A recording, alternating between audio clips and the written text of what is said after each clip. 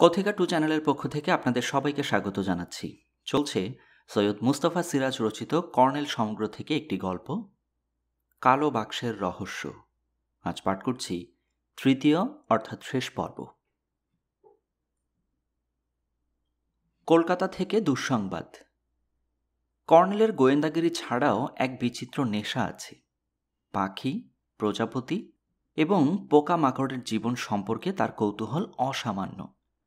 দুপুরে খাওয়ার পর রোদ্দুরে লনে চেয়ার পেতে বসেছিলেন। হঠাৎ নদীর ধারে কোনো গাছ থেকে কি একটা পাখির ডাক শুনে নড়ে বসলেন। তারপর ঘর থেকে তক্ষুনি বাইনোকুলারটা এনে চোখে রেখে পাখিটাকে খুঁজতে থাকলেন। হ্যাঁ, ওই তো গাব গাছের ডালে ছোট্ট রঙিন পাখিটা মনের সুখে গান গাইছে। কর্নেল একটু অবাক হলেন। এমন পাখি তো এর আগে কখনো দেখেননি। কেতাবে পড়েছিলেন বটে। এই দুর্লভ প্রজাতির পাখির একটা ছবি তুলে রাখা দরকার। দৌড়ে ঘরে গেলেন ফের ক্যামেরাটা আনতে। কিন্তু সেই সময় ফোন বেজে উঠল, ক্রিং ক্রিং ক্রিং ক্রিং। কি বিপদ! বিরক্ত হয়ে ফোন তুলে বললেন, হ্যালো, কর্নেল নীলাদ্রি সরকার বলছি। এক্সচেঞ্জ অফিস থেকে সাড়া এলো, ধরুন কলকাতা থেকে ট্রাঙ্ক কল আছে। কর্নেল সঙ্গে সঙ্গে পাখির কথা ভুলে গেলেন। শঙ্কর ছাড়া কে ফোন করবে কলকাতা থেকে? কোনো গণ্ডগোল হয়নি তো? একটু পরে শঙ্করের কণ্ঠস্বর শোনা গেল, কর্নেল, কর্নেল, যা বলছিলেন তাই হয়েছে, বাক্স উধাও। কর্নেল চমকে উঠে বললেন, সে কি? হ্যাঁ কর্নেল, এইমাত্র পৌঁছে আবিষ্কার করলুম। দেয়ালের ছবিটা সরিয়ে কে গুপ্ত আলমারি থেকে বাক্সটা হাতিয়েছে। হারাধন কান্নাকাটি করছে, সে কিছু জানে না। বাড়ি থেকে তোমার কোনো লোক উধাও হয়নি তো? হ্যাঁ হয়েছে। বাজার সরকার মদনবাবু থলে হাতে সকালে বাজার করতে গিয়েছিলেন, আর ফেরেননি। এখন বেলা প্রায় 2টো বাজে। পুলিশকে জানিয়েছ নাকি? না, এই তো সবে ঘরে ঢুকে সব দেখে তারপর আপনাকে ফোন করছি। ঠিক আছে, তুমি লোকাল থানায় খবর দাও। তবে বাক্সর কথা বলো না, বলো যে টাকা কড়ি চুরি করে ভদ্রলোক কেটে পড়েছেন। একটা ফটো আছে কি মদনবাবুর? আছে, বাবার মৃত্যুর সময় গ্রুপ ফটো তোলা হয়েছিল, তার মধ্যে। ভালো, ফটোটা পুলিশকে দাও। কিন্তু ন্যাড়াকে তাহলে হয়তো আর বাঁচানো যাবে না কর্নেল। ভেবো না সরকার, বরং বাক্সটা যখন ওরা মদনবাবুর সাহায্যে হাতিয়েছে তখন ন্যাড়াকে ধরে রাখার দরকার হবে না। দেখবে ওকে ওরা ছেড়ে দেবে। এসব ক্ষেত্রে খুন খারাপি করলে ওদেরই বিপদের ঝুঁকি আছে, কাজেই নিশ্চিন্ত থাকো। আপনি শিগগির চলে আসুন কর্নেল। বাক্সটা বাক্সটা যদি কমলাক্ষ হাতিয়ে থাকেন, আমার কলকাতা ফেরার দরকার দেখি না, বরং তুমি চলে এসো লিটনগঞ্জে। বাপস, আবার 100 কিলোমিটার মোটর জার্নি? পারবে না? এক মুহূর্ত পরে শঙ্কর বললেন, ঠিক আছে, পারবো। পেট পুরে খেয়ে তবে বেরিও, কিন্তু তার আগে থানায় খবরটা দাও। আচ্ছা, ছাড়ছি। আচ্ছা, ছাড়ছি। আচ্ছা।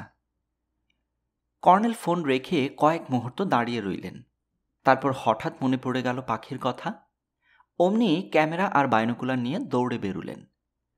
চৌকিদার তার ঘরের বারান্দা থেকে বুড়ো কর্নেলকে ওইভাবে দৌড়তে দেখে হকচকিয়ে উঠেছিল। কিন্তু কর্নেল নদীর ধারে গাবগাছের নিচে দাঁড়িয়ে ক্যামেরা তাক করছেন দেখে সে আপন মনে হাসতে লাগল। এই বুড়ো সাহেব বড্ড খামখেয়ালি মানুষ। ওদিকে 7-8 টেপার আগেই পাখিটা ফুরুত করে উড়ে চোখের আড়ালে কোথাও উধাও। কর্নেল অপ্রস্তুত। বাইনোকুলার চোখে রেখে তন্ন করে খুঁজেও আর দেখতে পেলেন না। দুঃখিত মনে দাঁড়িয়ে রইলেন। তারপর আনমনে একটা চুরুট ধরালেন। তারপর গাছের তলায় বসে চুরুটটা টানতে থাকলেন। নিচে নদীর বুকে কোথাও সোনালি বালের চড়া পড়েছে, কোথাও স্বচ্ছ নীল জল তীর করে বয়ে যাচ্ছে। জায়গাটার প্রাকৃতিক সৌন্দর্য অতুলনীয়। কর্নেলের চোখ প্রকৃতির দিকে, কিন্তু কান পাখ পাখালির ডাক শুনছে। তন্ময় হয়ে রয়েছে। মনে ক্ষীণ আশা, সেই ছোট্ট সুন্দর পাখিটা আবার যদি ডেকে ওঠে। হেকিমি দাওয়াই ও খুন খারাপি। হ্যাঁ, আবার পাখিটা ডেকে উঠল প্রায় 1 ঘন্টা পরে। প্রকৃতি যাকে কণ্ঠস্বর দিয়েছে সে কি গান না গিয়ে পারে? কর্নেল কান পাতলেন। এবার কিন্তু ডাকটা ভেসে আসছে অনেক দূর থেকে। কতক্ষণ ঠাহর করার পর বুঝলেন কখন পাখিটা নদী পেরিয়ে ওপারে চলে গেছে। ওপারে ঘন বাঁশবন, বাঁশবনের ভেতর সে নিরিবিলিতে মনের সুখে গান ধরেছে। কর্নেল বাইনোকুলার চোখে রেখে নদীতে নামলেন। এসব সময় তার পা কোথায় পড়ছে খেয়াল থাকে না। জায়গায় জায়গায় সোনালি বালির চড়া, আবার কোথাও ঝিরঝিরে কাজল জলের স্রোত, কোথাও আবার ডোবার মতো জল জমে রয়েছে। আচমকা কর্নেল তেমনি একটি ডোবা মতো জায়গায় হুড়মুড় করে পড়লেন। কোমর অবধি ডুবে গেল। এই শীতের ঋতুতে ব্যাপারটা আরামদায়ক নয় মোটেও। ঠকঠক করে কাঁপতে কাঁপতে উঠে পড়লেন বটে, কিন্তু চোখে বাইনোকুলারটা রয়ে গেল। এমনি করে ওপারে পৌঁছে কাঁটা ঝোপের ভেতর দিয়ে বাঁশবনে গিয়ে ঢুকলেন। তারপর ক্যামেরা তাক করে পাখিটার ছবি তুললেন, পরপর কয়েকটা। তারপরে পাখিটা যেন টের পেল তার ছবি তোলা হচ্ছে। অমনি সে ফুরুত করে উড়ে গেল বাঁশবনের উপর দিয়ে। তাকে লক্ষ্য করতে গিয়ে কর্নেলের চোখে পড়ল একটু তফাতে ঝোপের মধ্যে এইমাত্র কেউ হেঁটে গেল। তার মাথার একটা কিম্ভূত গড়নের ছুচলো টুপি রয়েছে। টুপি পরে ঝোপের মধ্যে হেঁট হওয়াটা স্বাভাবিক ব্যাপার মোটেও নয়। তাই কর্নেল পা টিপে টিপে বাঁশবনের ভেতর ঝোপঝাড়ের আড়ালে চলতে থাকলেন। ভেজা প্যান্ট শার্ট কোর্টে কোমর অবধি হিমে জমে অবশ হয়ে গেছে, কিন্তু কর্নেল এ বয়সেও হাড়ে প্রচুর তাকত রাখেন, গ্রাহ্য করলেন না। বাঁশবনের শেষে একটা আগাছার জঙ্গল, তার ওপাশটা মুসলিমদের গোরস্থান বলে মনে হলো। একটু উঁচু ও চওড়া ঝোপের পাশে উকি মেরে বসে পড়ে কর্নেল। একটা ঢ্যাঙা রোগা গড়নের লোক হাঁটু দুমড়ে বসে একটা কিছু করছে। তার মাথার ছুচলো টুপিটার মতোই চেহারাটাও বিদঘুটে, যেন হাড় গিলে শকুন। নাকটা বেজায় লম্বা, গাল বলতে কিছু নেই। চিবুক থেকে লম্বা এক চিলতে ছাগল দাঁড়িয়ে এসে বুকে নেমেছে।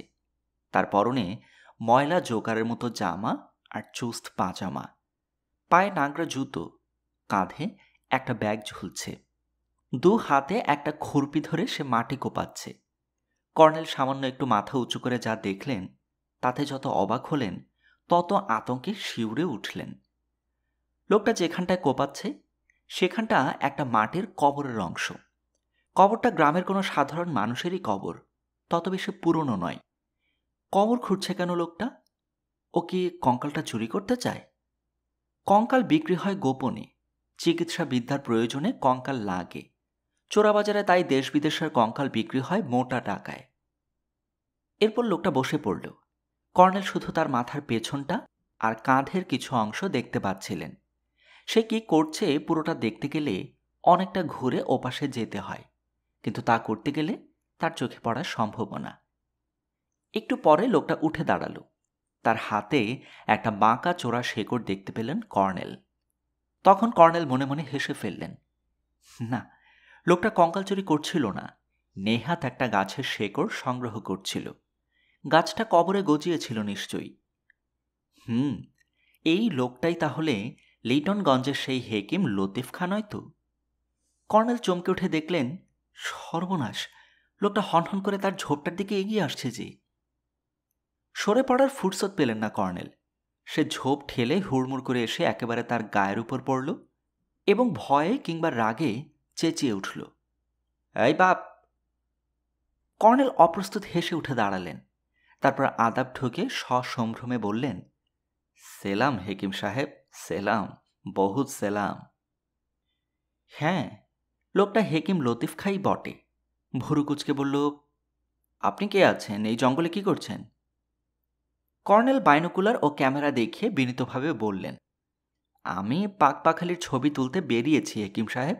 ওই ডালে একটা পাখি বসেছিল, তার ছবি তুলছিলাম। আপনি তো বুঝতেই পারছেন, পাখির ছবি তুলতে হলে চুপি চুপি এইভাবে গা ঢাকা দিয়ে বসতে হয়। হেকিম এবার দাঁত বের করে হাসল।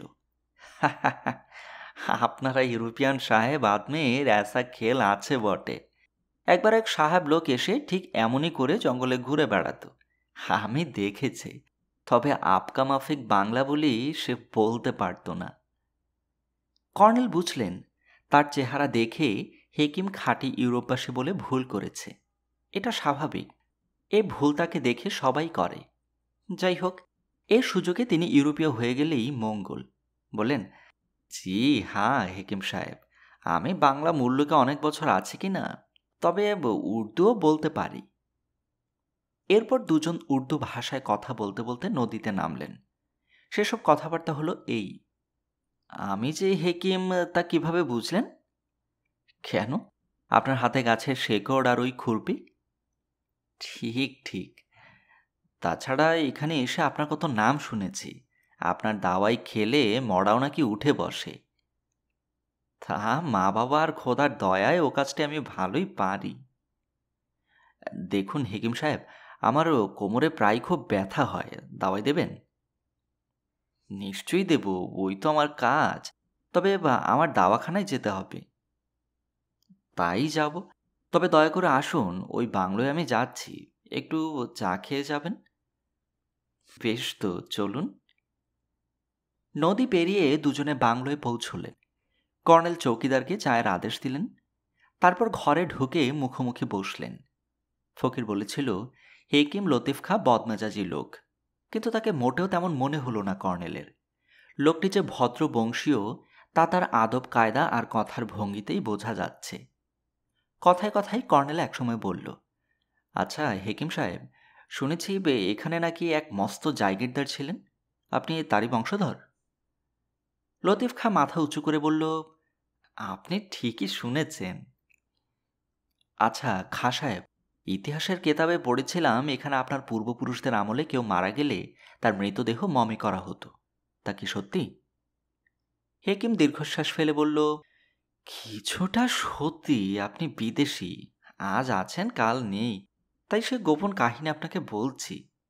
বলে হেকিম লতিফ খাঁ এই কাহিনী শোনাল। আজ থেকে প্রায় 500 বছর আগের কথা। জায়গিরদার মঈনুদ্দিন শাহ আল তমাসের মনে সুখ ছিল না, কারণ তার কোনো পুত্র সন্তান নেই। তাই তিনি আরব ও পারস্যের নানা মুসলিম তীর্থে ফকির ও অলৌকিক শক্তিধর সাধকের কাছে পুত্র কামনায় হন্যে হয়ে ঘুরে বেড়াচ্ছিলেন। অবশেষে খোঁজ পেলেন মিশর দেশের এক সাধক আজম শাহের কাছে গেলে তার মনস্কামনা পূর্ণ হতে পারে। মঈনুদ্দিন তখনই মিশরে গিয়ে সেই সাধকের শরণাপন্ন হলেন। অনেক কাকতি মিনতির পর আজম শাহ বললেন, ঠিক আছে, আজ দুপুরে তুমি আমার আস্তানায় একা এসো, তোমাকে আমি একটা অত্যাশ্চর্য জিনিস দেব। সেটা নিয়ে গিয়ে তুমি ও তোমার স্ত্রী ধুয়ে জল খাবে, তাহলে তোমাদের পুত্রলাভ হবে। কিন্তু সাবধান, এই জিনিসটি অপার্থিব একটি রত্ন বিশেষ। একটি কৃষ্ণবর্ণ ধাতু নির্মিত ছোট পেটিকার মধ্যে এটা রেখে দেবে। আর দেখো, মানুষ মরণশীল প্রাণী, তোমার পুত্র একদিন মারা যাবে। তার যখনই মৃত্যু হোক, তার কবরের মধ্যে ওই রত্ন সমন্বিত পেটিকাটি অবশ্য সমাহিত করতে হবে, নতুবা সাংঘাতিক বিপদ ঘটবে। মঈনুদ্দিন সেই অত্যাশ্চর্য কৃষ্ণবর্ণ রত্নপেটিকা নিয়ে দেশে ফিরলেন। সাধক তাকে পেটিকার চাবি দিয়েছিলেন। চাবির সাহায্যে পেটিকা খুলে রত্নটি বের করে ধুয়ে স্বামী স্ত্রী মিলে সেই জল পান করলেন। পর বৎসর তার পুত্রলাভ হল।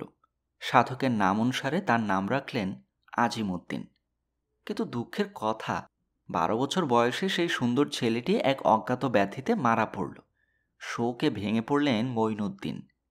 তিনি মিশরে গিয়ে ওই সময় একজন কারিগরের খোঁজ পেয়েছিলেন যে মৃতদেহ মমি করতে জানত। তাকে তিনি খেয়াল বসে সঙ্গে করে এনেছিলেন। আজিমউদ্দিনের মৃতদেহ মমি করার ইচ্ছা হলো হতভাগ্য পিতার। মিশরবাসী সেই লোকটি তার আদেশ পালন করল, কিন্তু সাধক আজম শাহের নির্দেশে সেই রত্ন পেটিকা কবরে রাখতে হবে।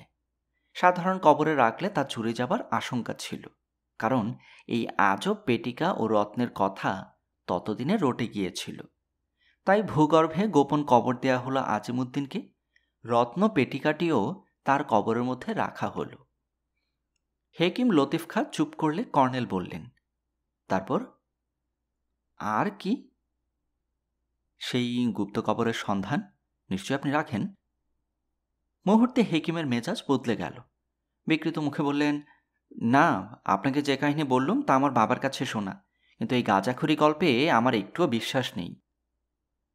চৌকিদার ইতিমধ্যে চা এনে দিয়েছিল।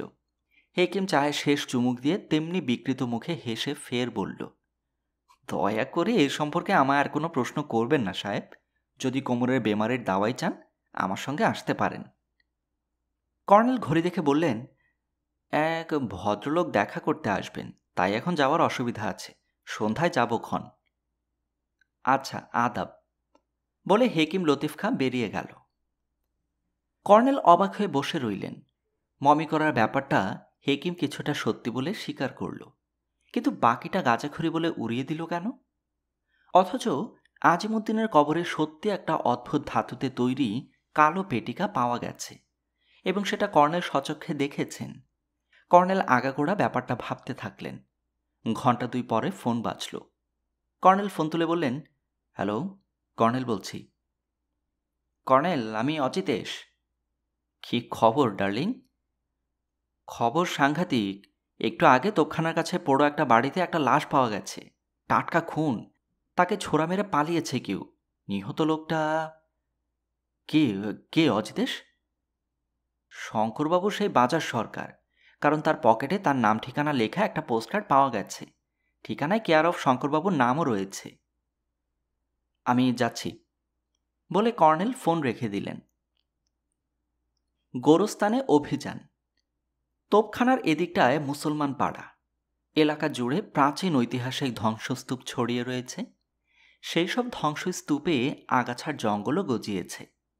একপাশে মিউনিসিপ্যালিটির রাস্তা আর কয়েকটা ল্যাম্পপোস্ট দূরে দূরে দাঁড়িয়ে রয়েছে। শীতের বেলা ফুরিয়ে গেছে, বাতি জ্বলেছে সবে। কর্নেল ওই রাস্তায় ভিড় দেখতে পাচ্ছিলেন। একদল পুলিশ সেই ভিড় ঠেকিয়ে রেখেছে। পুলিশের জিপ, ভ্যান আর একটা অ্যাম্বুলেন্স গাড়ি দাঁড়িয়ে রয়েছে। অজিতেশ কর্নেলকে দেখে এগিয়ে এলেন। কর্নেল বললেন, লাশ কোথায়? ওই যে ওখানে পোড়ো বাড়ির মধ্যে, বলে অজিতেশ কর্নেলকে নিয়ে রাস্তার পাশে আগাছার জঙ্গল ঠেলে ঢুকলেন।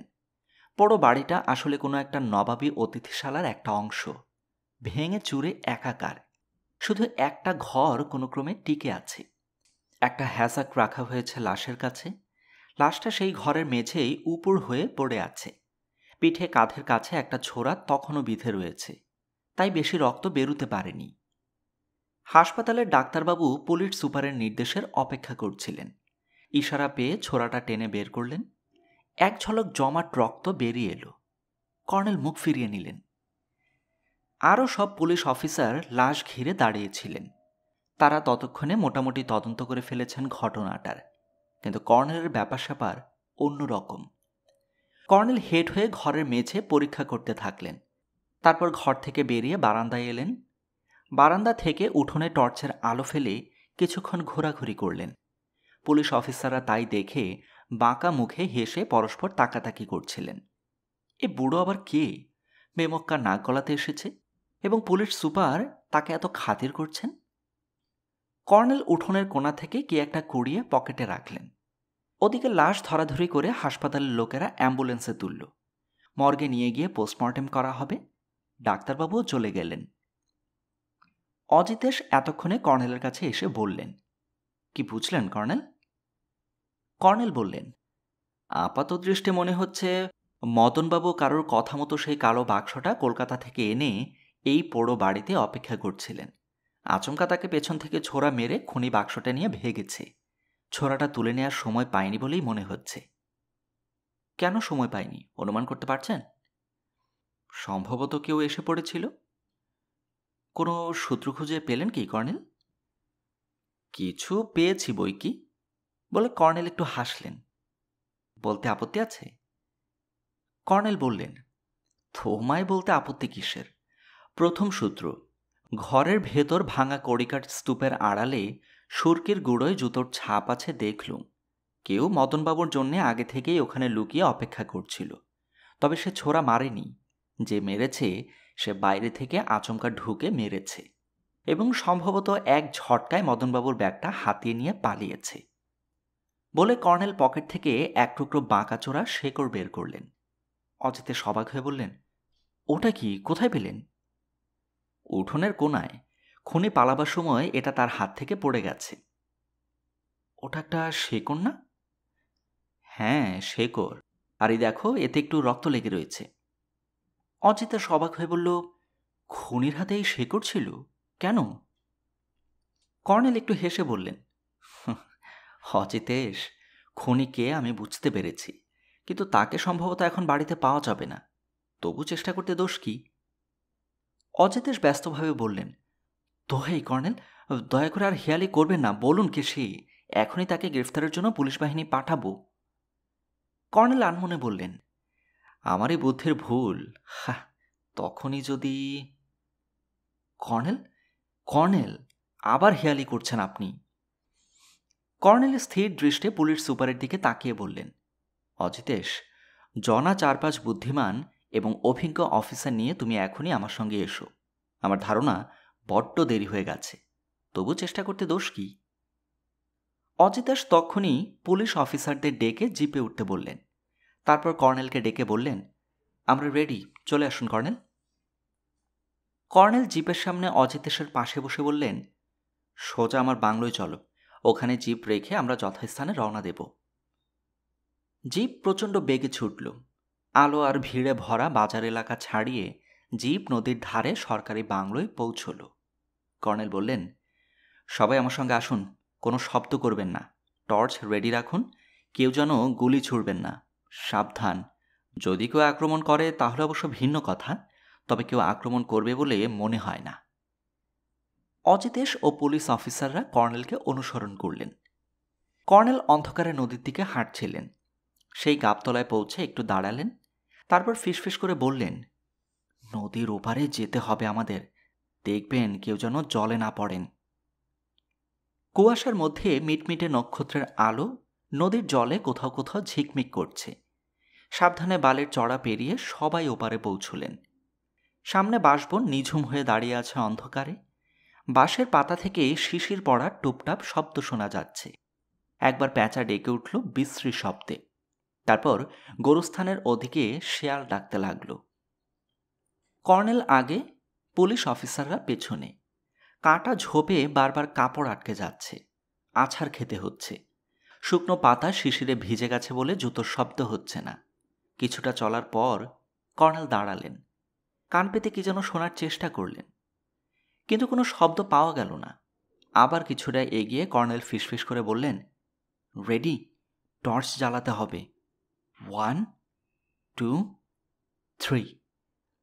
সঙ্গে সঙ্গে 7টা টর্চ জ্বলে উঠল। সেই উজ্জ্বল আলোয় দেখা গেল জায়গাটা একটা গোরস্থান, আর সেখানে একদল শেয়াল মাটি শুকছে একটা সদ্য খোঁড়া কবরের কাছে। তাদের চোখগুলো নীল। হঠাৎ আলোয় তারা ভড়কে গিয়ে চোখের পলকে গা ঢাকা দিল।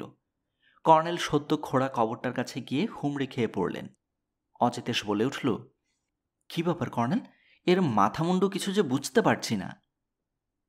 কর্নেল মাটির কবরের গর্তে আলো ফেলে হতাশ স্বরে বললেন, দেরি হয়ে গেছে। আজিমুদ্দিনের মমি মুন্ডু এখানেই লুকিয়ে রেখেছিল সে। মদনবাবুকে খুন করে বাক্সটা হাতিয়ে সোজা এখানে এসেছিল। তারপর মমি মুন্ডুটা তুলে নিয়ে গোপন জায়গায় চলে গেছে। এতক্ষণে নিশ্চয়ই সে মুন্ডু থেকে চাবি খুঁজে বের করেছে এবং বাক্স খুলে রত্নটিও পেয়ে গেছে। অজিতেশ উত্তেজিতভাবে বললেন, কর্নেল, কর্নেল, কী সব বলছেন আপনি? কার কথা বলছেন? কর্নেল উঠে দাঁড়িয়ে জবাব দিতে যাচ্ছেন, হঠাৎ গোরস্থানের অন্য প্রান্ত থেকে কার বিকট চিৎকার শোনা গেল, ইয়া পীর মুশকিল আসান, যাহা মুশকিল তাহা আসান। টর্চের আলো গিয়ে পড়ল ওদিকে। দেখা গেল সেই কালো আলখেল্লা ও কালো টুপি পরা ফকির হাসতে হাসতে এগিয়ে আসছে। অজিতেশ অবাক হয়ে বললেন, আরে, এ তো দেখছি পীরের মাজারে সেই পাগলা ফকির, এ আবার এখানে জুটল কেন?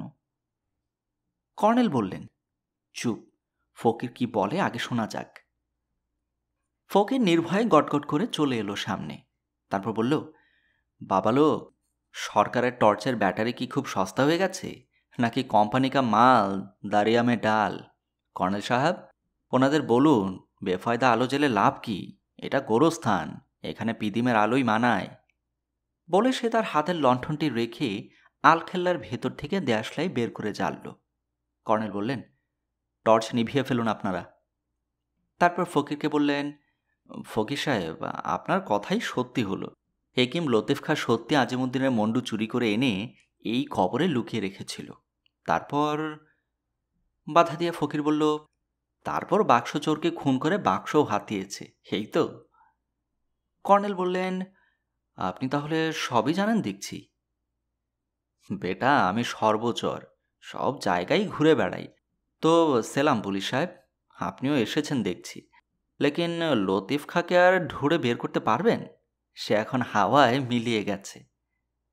অজিতেশ কি বলতে যাচ্ছিলেন, কর্নেল তাকে থামিয়ে বললেন, ফকির সাহেব, আপনার অজানা কিছুই নেই।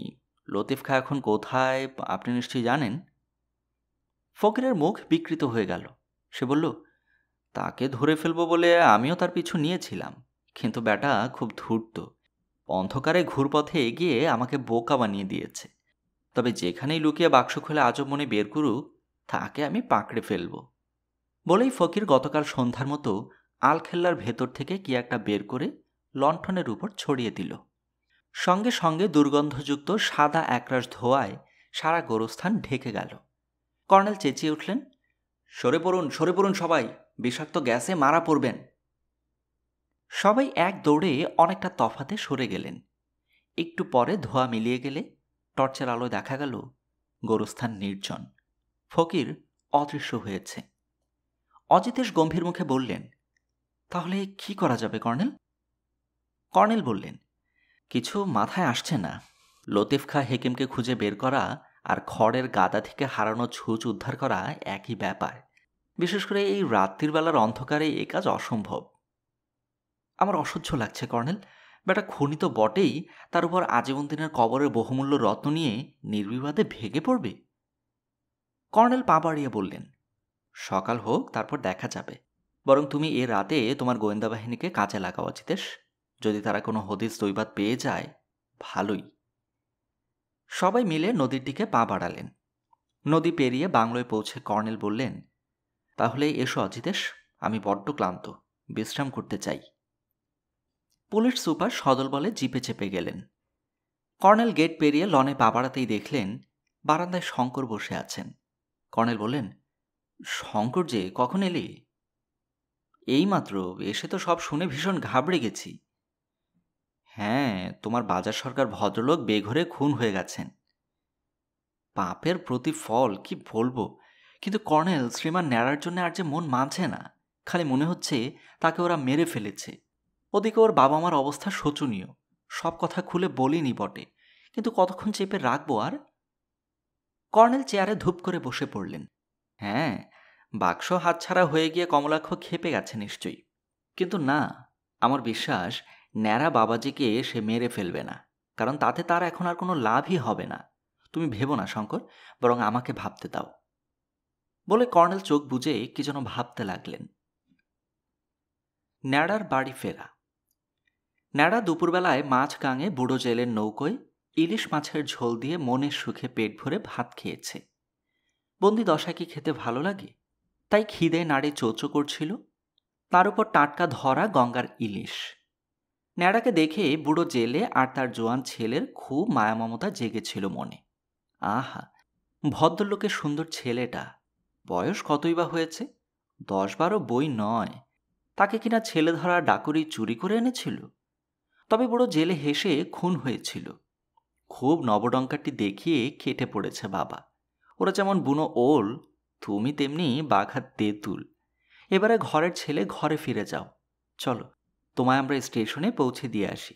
রেলগাড়ি করে চলে যাবে। বুড়ো বিকেলে তাই করেছে।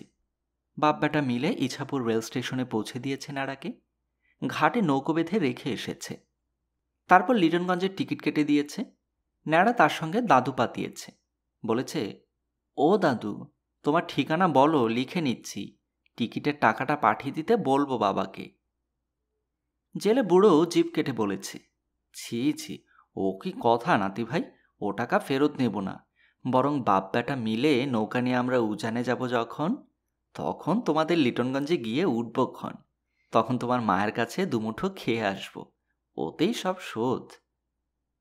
ন্যাড়া বলেছে, কবে যাবে জেলে দাদু? হ্যাঁ, এখন তো শীত, বর্ষায় যাব, ঠিক যাব। আমরা তো জলচরা মানুষ ভাই। ট্রেন এসে গেছে। তখন ন্যাড়াকে তুলে নিয়ে বুড়ো জানলার পাশে দাঁড়িয়ে চাপা গলায় সাবধান করে দিয়েছে, আর যেন বদমাশদের পাল্লায় না পড়ে ন্যাড়া। ট্রেন ছেড়ে দিলে কয়েক পা সঙ্গে সঙ্গে এগিয়েছে জেলে বুড়ো। তারপর হঠাৎ তার খেয়াল হয়েছে, এই গো, সারাদিন সঙ্গে রইলে নামটা তো জানা হলো না ছেলেটার। ন্যাড়া চলন্ত ট্রেনের জানালায় মুখ বাড়িয়ে চেঁচিয়ে বলেছে, স্বপন কুমার রায়, ওখানে সবাই আমায় ন্যাড়া বলে ডাকে। ট্রেনে বড্ড ভিড় ছিল। দিনটা শনিবার, তাই শহুরে বাবুর দল রবিবারের ছুটি কাটাতে যে যার দেশের বাড়ি চলেছে। তবু ন্যাড়া খুব সাবধানে নজর রেখে বসে রইল, কমলাক্ষ বা মেধো গুন্ডা যদি তার খোঁজে দৈবাতে ট্রেনে উঠে থাকে। প্রতি স্টেশনে লোকেরা উঠল নামল, কিন্তু ওদের দেখা না পেয়ে ন্যাড়া আশ্বস্ত হলো। লিটনগঞ্জ প্রায় 4 ঘন্টা লেগে গেল পৌঁছতে। চেন্নাই স্টেশনে নামল যখন, তখন ঘড়িতে কাঁটায় কাঁটায় রাত 8:30 বাজে। বেশ শীত করছে। গায়ে মোটা একটা শার্ট, পরনে হাফ প্যান্ট, পায়ের জুতো সেই ঘরে পড়ে আছে। প্ল্যাটফর্মের ভিড়ে ন্যাড়া ভয়ে ভয়ে ফের চারদিকে তাকিয়ে কমলাক্ষদের খুঁজল। তারপর গেটে টিকিট দিয়ে রাস্তায় হনহন করে এগোলো। স্টেশন রোডে ল্যাম্পপোস্ট থেকে যে আলো ছড়াচ্ছে তা কুয়াশায় ম্লান।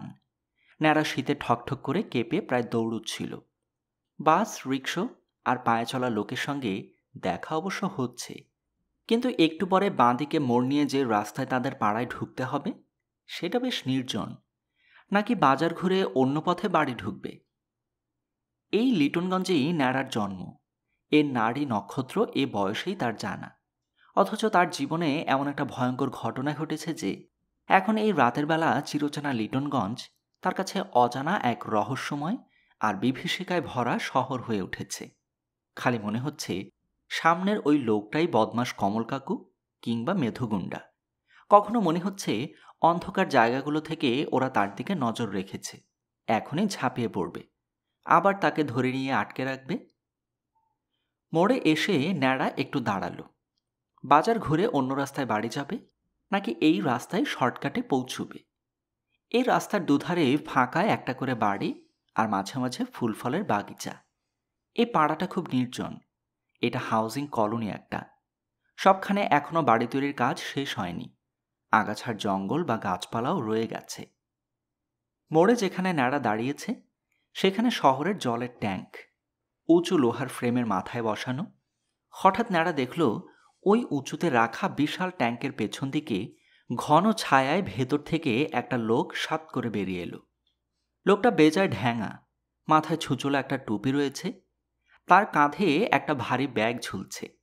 ব্যাগটা এক হাতে চেপে সে কুঁজো হয়ে এদিক ওদিক চাইতে চাইতে উল্টো দিকের ইট ও টালি ভাটার মধ্যে ঢুকে পড়ল। ন্যাড়া লোকটিকে তক্ষুনি চিনতে পেরেছে। হারে, এ তো সেই মুসলমান পাড়ার হেকিম সাহেব।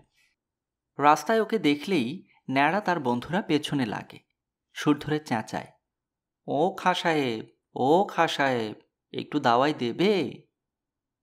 হেকিম বড় বদমেজাজি আর পাগলাটে স্বভাবের লোক। দাঁতমুখ খিচিয়ে তাড়া করে ওদের। ন্যাড়ারা তখন হাসতে হাসতে পিছু হটে।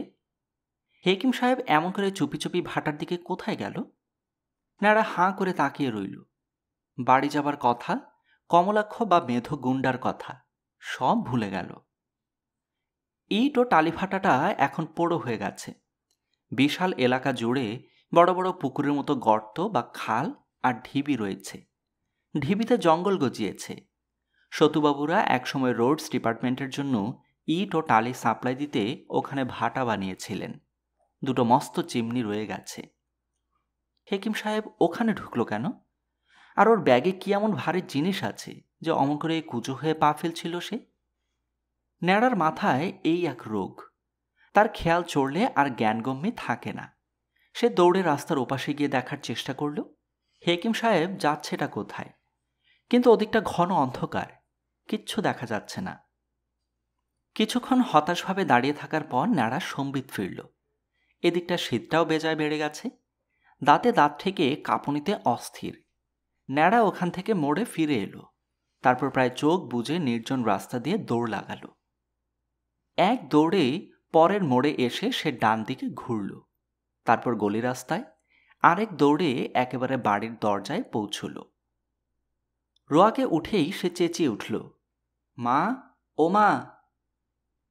সঙ্গে সঙ্গে ভেতর থেকে তার মায়ের গলা ভেসে এলো, কে রে?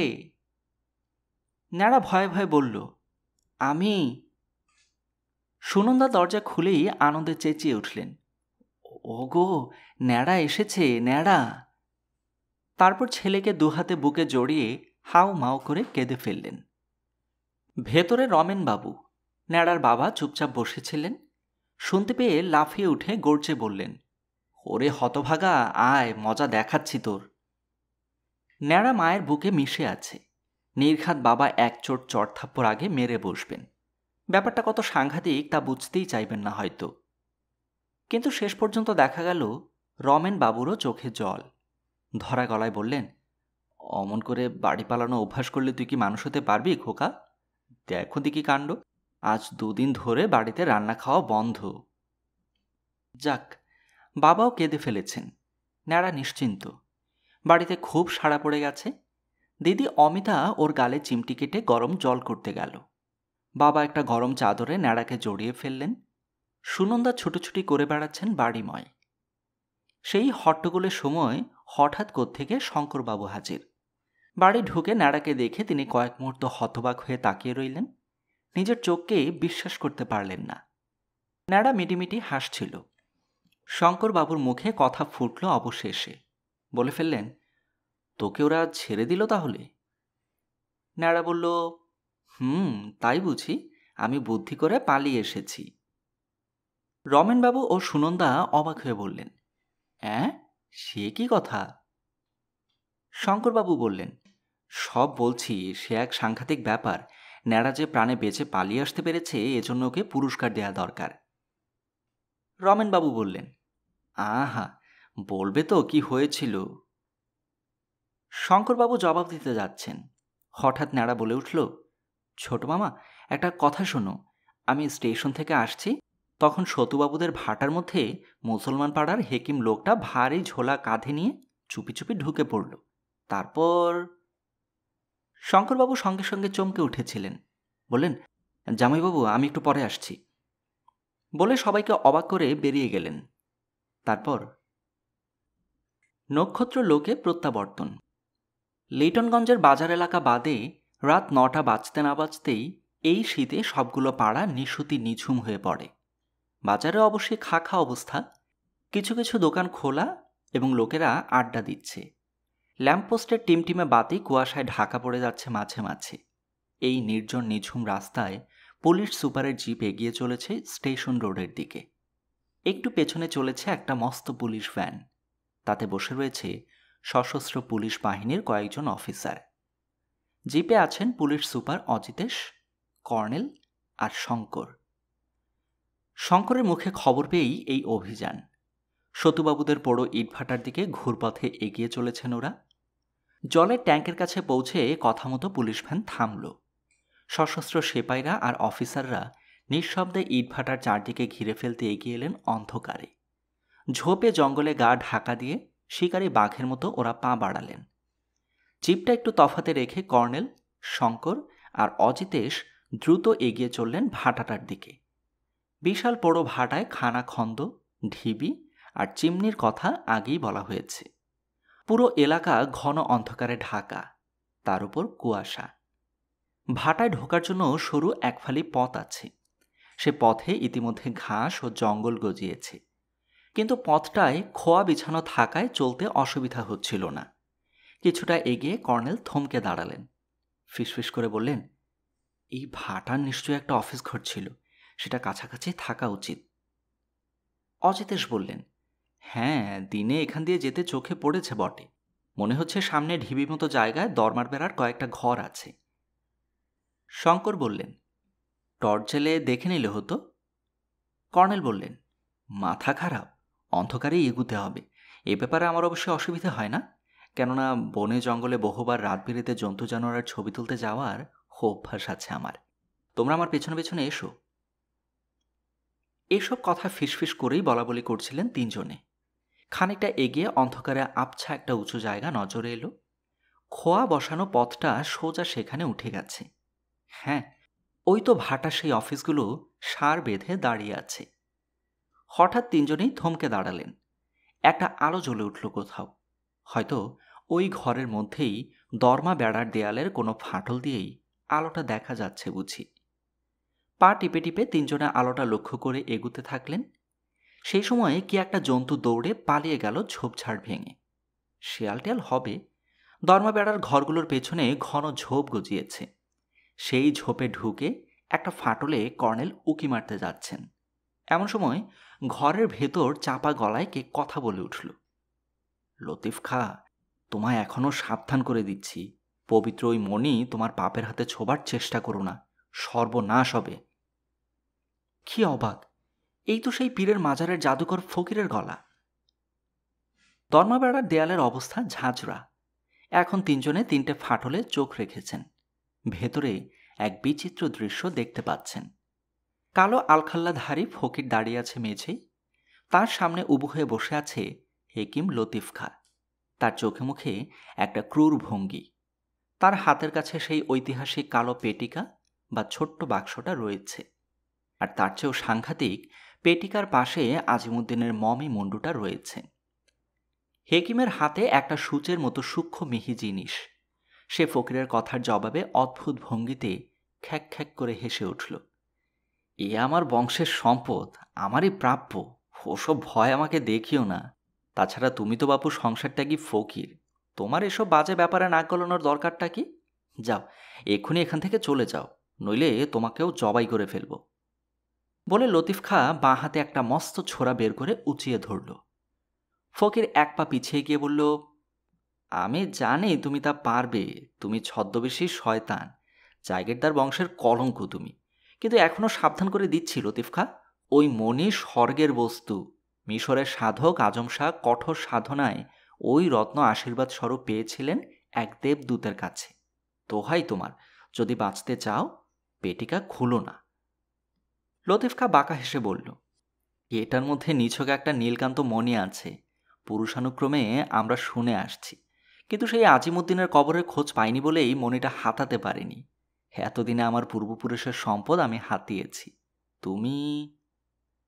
বাধা দিয়ে ফকির বলল, কিন্তু কবরের সন্ধান আমি তোমায় দিয়েছিলাম লতিফ খা। ও, কি ভুলই না করেছিলুম। লতিফ খা বলল, কিসের ভুল? তুমি ঠিকই করেছিলে, কিন্তু মাঝখানে বেটা কমলাক্ষ কিভাবে টের পেয়ে বাগড়া দিয়েছিল, তাকে তো এবার পুলিশ ধরবেই। ইতিমধ্যে মণিটা নিয়ে আমি ইরানে পালিয়ে যাব। তুমি যদি আমার সঙ্গে যেতে চাও বলো। হ্যাঁ, তোমাকে আমি এই মণি বেচার টাকার কিছু ভাগ দিতে রাজি আছি। ফকির বলল, লতিফ খা, বাচালতা করো না। আবার বলছি, তুমি ওই মমি মুন্ডু আর বাক্স কবরে রেখে এসোগে। ওঠো, আমি তোমাকে সাহায্য করব।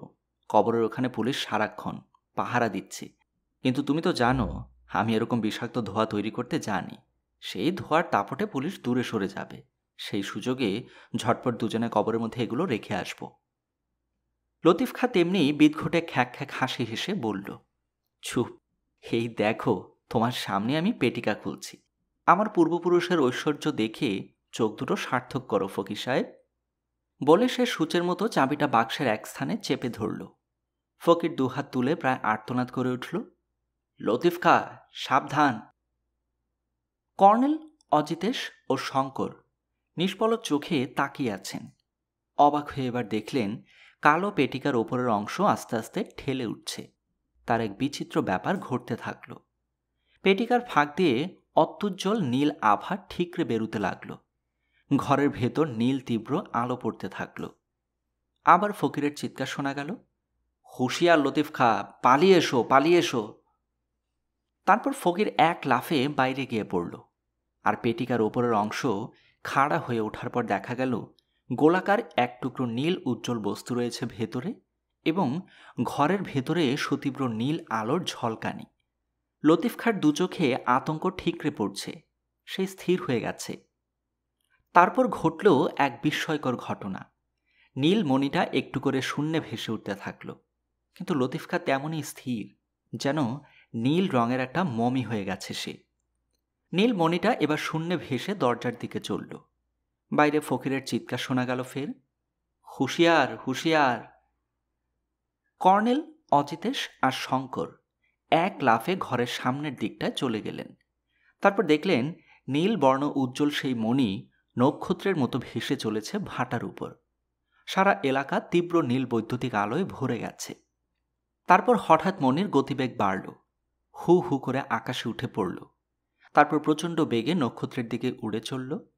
দেখতে দেখতে কয়েক সেকেন্ডের মধ্যেই সেটা আকাশের নক্ষত্র লোকে মিলিয়ে গেল। আবার অন্ধকারে ঢেকে গেল চারদিক। তিনজনে হতবাক হয়ে তাকিয়েছিলেন। এবার কর্নেল বলে উঠলেন, লতিফ খাঁ সাড়া নি কেন? বলে টর্চ জেলে ঘরের ভেতর আলো ফেললেন। লতিফ খাঁ তেমনই হাঁটু দুমড়ে স্থির হয়ে বসে আছেন। কর্নেল ঘরে ঢুকে বলে উঠলেন, লতিফ খাঁ, লতিফ খাঁ। তার দুপাশে শঙ্কর ও অজিতে শেষে দাঁড়ালেন। পেছন থেকে ফকিরের গলা শোনা গেল, লতিফ খাঁ পুড়ে ছাই হয়ে গেছে কর্নেল সাহেব।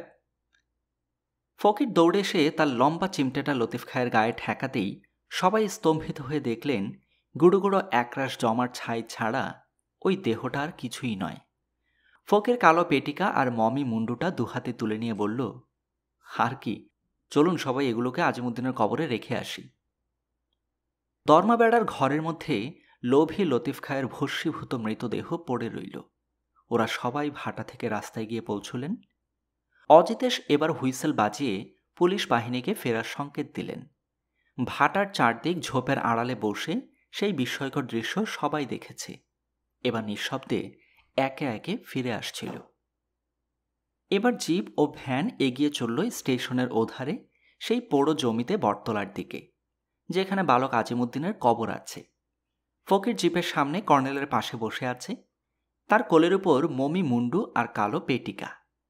যেতে যেতে কর্নেল একবার শুধু বলে উঠলেন, এই বিরাট পৃথিবীতে এখনো কত রহস্য রয়েছে, বিজ্ঞান তার সীমানায় যেতে পারেনি।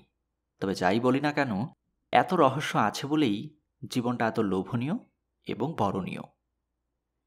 ফকির অস্পষ্ট স্বরে বিড়বিড় করে কি মন্ত্রপাঠ করতে থাকল, আর কেউ কোনো কথা বললেন না। তখন ন্যাড়া মায়ের পাশে শুয়ে গভীর ঘুমে তলিয়ে গেছে। ঘুমের মধ্যে সে একটা আশ্চর্য স্বপ্ন দেখছিল। আকাশ থেকে একটা নীল রঙের উজ্জ্বল নক্ষত্র খসে পড়ল। স্টেশনের ওপাশের মাঠে দাঁড়িয়ে আছে সে। দৌড়ে যেই নক্ষত্রটা কুড়োতে গেছে অমনি ফের সেটা উড়ে চলেছে। দুঃখিত মনে ন্যাড়া দাঁড়িয়ে রইল। তারপর নীল নক্ষত্রটা আকাশে ভেসে গিয়ে এক স্থানে আটকে যেতেই ন্যাড়া ভ্যাঁ করে কেঁদে ফেলল। সুনন্দা ডাকছিলেন, ন্যাড়া, ও নেড়ু, কাঁদছিস কেন? স্বপ্ন দেখছিলি বুঝি? ন্যাড়া জেগে উঠেছে। জবাব না দিয়ে মায়ের বুকে মাথা গুজে দিল। আজ রাতে শীতটাও বড্ড পড়েছে। কুকড়ে আরামে শুয়ে রইল, কিন্তু স্বপ্নটা তার মন খারাপ করে দিয়েছে। গল্পের সমাপ্তি এখানেই।